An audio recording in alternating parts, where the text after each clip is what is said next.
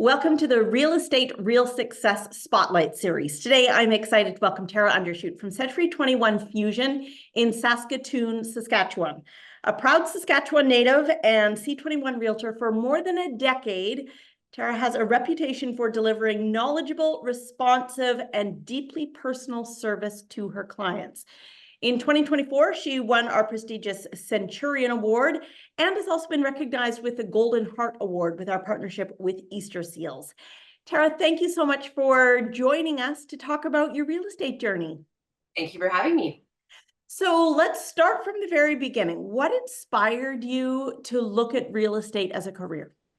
It was actually a colleague of mine, Dave Price, who is still with Century 21. He was the one who sought me out twice to join, get into real estate and to join him on his team at the time. And that was 13 years ago.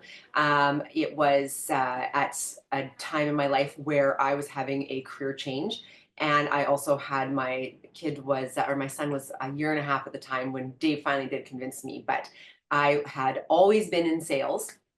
I've always been a sales rep for a company, traveling sales. So it's in my blood. I definitely know how to do that part of the job. And it was, I think the first time Dave approached me on it, the hesitation was the time frame. And after diving a little more, the time frame of what your day-to-day looks like as a realtor, and doing a little bit more research into that, attending a career night, I quickly got over that and realized, yeah, this is going to be for me. What do you like about sales in general? The interaction with the people, the being able to communicate an idea or a concept or a product to a client and be able to see them get on board with what I'm talking about.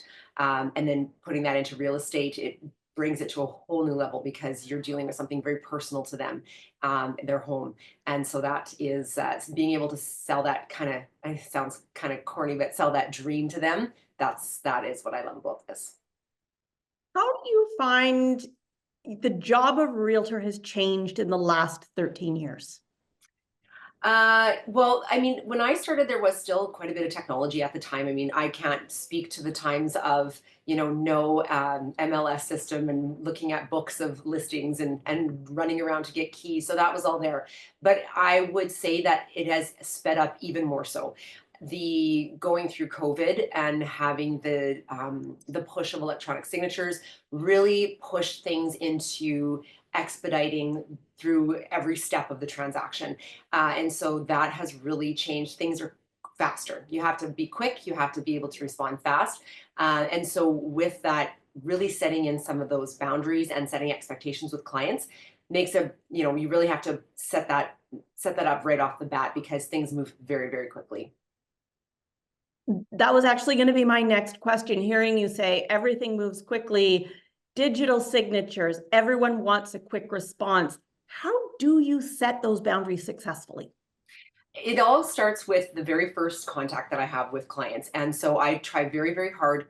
Well, I mean, with a seller, it's easy because you're sitting down and having that listing presentation and you kind of set the parameters there and go over the game plan of how you're going to list. But I really do, I try to do that with every buyer as well. And I sit down and have a buyer consultation meeting, go over how this is going to work for them as a buyer, discuss timelines, and then also set the parameters I like the guidelines at that time. Setting expectations, managing expectations is like the name of the game, no matter what you're doing. Any advice for people on how to do that? Probably having that initial, like advice for other realtors, having that initial sit down with buyers, especially I think with this fast paced market that we're in, that people are too quick to jump on a lead and jump to the showing and jump into the whole transaction too quickly, that they miss that first step of sitting down with that buyer and talking to them about what to expect, like even the timeline that's involved with their offer, how long it's going to take to remove conditions, how long to expect to get the possession date. So I think it's that sitting down and having that initial consultation and not just jumping into it so quick because you're hungry for that, just to slow it down, sit them down and have that conversation. It also makes you look like the professional. Absolutely. Saskatchewan is a really busy market right now. And the things that you're talking about, managing these expectations, Do you find it's all heightened right now because inventory is so low and there are so many multiple offer situations? Absolutely, it is. I'm so glad that this is a thing that I've done in my business for so long because it has been so important right now, buyers and sellers.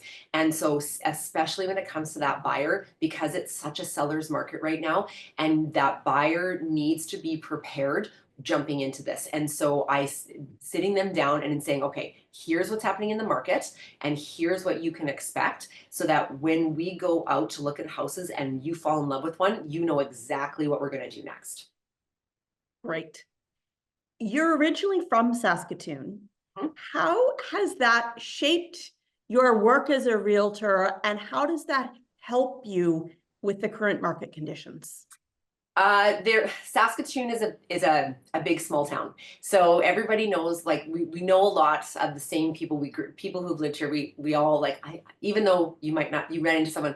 I know you from somewhere, and it's probably like, oh, I remember you from back in the day. So that being that I'm from here, I know the city. I grew up here. That definitely has helped me along the way. That I know the pockets of the city, the neighborhoods well, and there is a growing up in Saskatoon, there's a east side west side stigma in Saskatoon, and so to be able to even just joke about that with some clients puts them at ease, knowing that I understand the city. When it comes to buyers, I have been able to win over some buyers' parents, know with them knowing that I am familiar with the city, I know the good neighborhoods, and I assure them that their kids are in good hands, that I'm not going to let them buy something in a scary neighborhood. Good. I'm sure they appreciate that. Uh, Marketing is a big deal in real estate. Do you do that for properties, or is your focus with your marketing to attract buyers and sellers? Is your business more of a referral business? My business is heavily on the referrals, and so being able to rely on that after 13 years is huge for me, for sure. It is that I get a lot of repeat business, a lot of referrals from past clients, definitely. But I definitely don't ignore making sure I'm bringing in some newer clients as well. And so how I do that is, even after 13 years, I'm still a big fan of the open house. I do still get to meet a lot of new clients doing open houses, so I'm a big fan of that. As far as the marketing houses versus myself, I do both. We have an amazing marketing department in our office here that I rely quite heavily on. So they do a lot of that kind of stuff for us. As soon as we have a listing that comes new, they're popping it out on social media right away. It's an instant thing. So I have a lot of that. In a market like this, where it is more of a seller's market, I have, I don't want to say I ignore the marketing of the properties, because it's definitely part of it to get it out there. But the ongoing marketing right now is a little bit more about me. And so but it's about me sharing information and educating people through like social media posts and whatnot. So it's a little bit of both. You have achieved the Centurion status with Century 21. What kind of achievement is that for you, especially in a smaller market?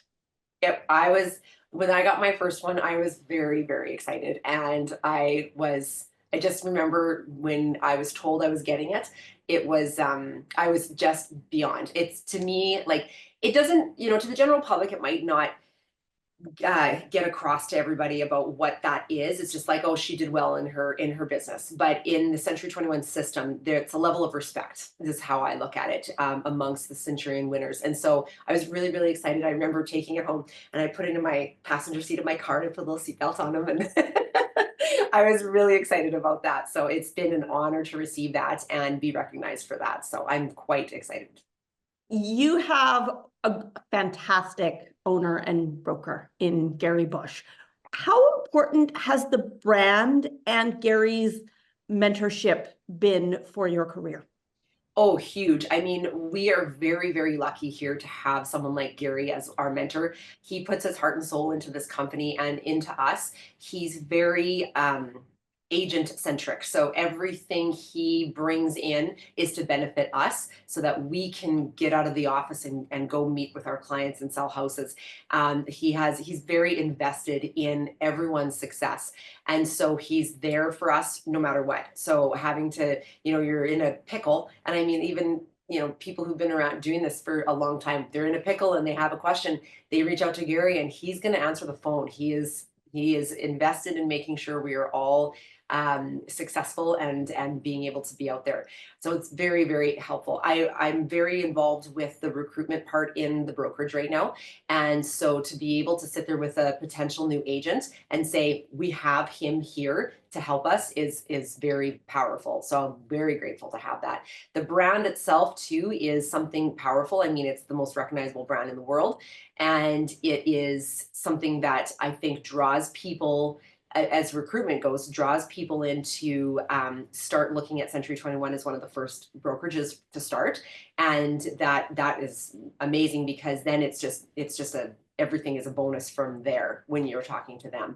As far as myself working with my clients with the brand, they know that I'm backed by a very successful brand and a very successful brokerage. And so they trust that brand behind selling their house. Obviously, we are a bit preferential to Century 21, but if there's an agent watching, what should they look for in a brokerage? What questions should they be asking in order to find the right fit for them? I would say, what kind of support are you getting? What kind of services are you getting? And what services from not just the brokerage, but from the corporate brand itself, and what kind of technology? And I think those are three things that I strive very hard. Oh, and another one is culture. So it's always about the systems, the support, technology, and culture. And that is something that when I am talking to a potential new client agent, that those are things I really point out about Century 21 Fusion, of how we are really successful in that and how it helps everybody be successful, and in turn can help them be successful as well. And that's something that when they are shopping around, and I say you should ask them, what am I getting in return from you when I'm paying for my fees, and what kind of services and support am I getting? Those are the big ones. Right. You have also earned the Golden Heart Award for your fundraising for Easter Seals. Can you talk a little bit about why this community support is so meaningful to you and how it's impacted both your personal growth and your real estate business? Absolutely. So it's always been here because it's Century 21's charity of choice. So it's always been there. And after, whatever we do in the company for fundraising, it always goes to that. And so I never really questioned anything until I went to the camp. And we had the camp here in Saskatchewan. We have a camp cleanup day in the spring. We go and we tidy up the camp, get it open for the campers, and they give us a tour of it and we get to see the facility and the things that they have there. That is what did it for me. And I jumped in full force and was gung-ho on any kind of fundraising we could do when it came to Camp Easter Seals. The biggest one, and we do fundraising for it in our office throughout the year. Our biggest fundraiser is our golf tournament that we do in the fall. We raised last year, I think, $42,000 just at the golf tournament. So we were really excited about that. It's a big effort. We've been since the beginning. We started planning this year's golf tournament in January. So it takes a lot of planning. We have a committee and everyone's super dedicated to this to get it going. And most of the people that are on the committee have been to the camp. So I think that really did it for a lot of people to be able to see it in action. We get a chance to go clean it, but then there's another chance to go watch the kids in the camp and see them in their glory. And it's like, it gets you, it pulls at those heartstrings for sure. So that is great. I also take advantage of this is like, I would say for anyone who is looking to donate more, it's such an easy thing to do. I set it up that I have $100 off of every transaction being donated to Camp Easter Seals. And so it's just set up and taken care of for me through my office. And it is also something that I'm able to share with my clients, like, hey, just so you know, this is what I do for every transaction.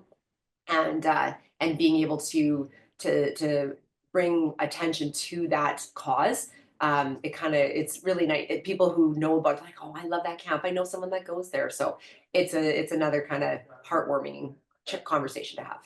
Yeah, and it's just another add-on, and I'm sure, you know, the feedback you get from clients, you're like, oh, great, I'm helping. Yes, exactly. Great. What else did you think that I was going to ask, or would you like to share? Is there anything? Um, I don't know. I think that you talked about the marketing a little bit, and yeah, like, I mean, I know that the biggest thing is, like, a lot of people ask about social media, and I take my social media advertising a little differently. And instead of having, a lot of people they showcase these pre-made templates, like little snippets of market stats and tips and tricks and that. And I am I'm very grateful that I'm not shy in front of a camera. And so I'm able to just pick up my phone and do a recording on the fly. So with my social media advertising, I try to keep things real.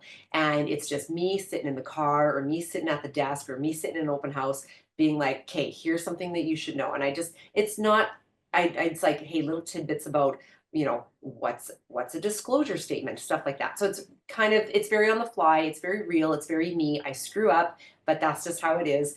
And but I would say that if people wanted to jump into something like that, just know that that is the real you, and people already work with you because they like the real you. And so don't be shy to record the real you and put it on social media for people to see. A brave statement for someone to find it easier than lots of people, but I agree. Once you start thinking in that mentality, it gets easier. Yeah. Well, thank you very much for chatting with us. Thank you so much Yeah. for thinking of me. I'm honored.